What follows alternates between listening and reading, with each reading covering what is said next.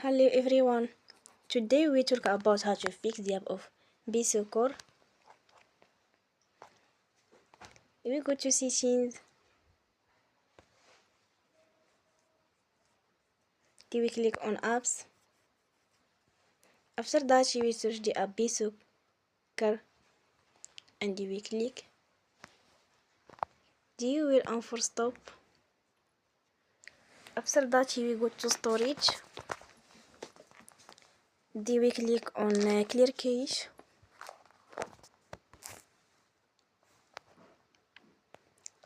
Here we go to Play Store and you will update your app.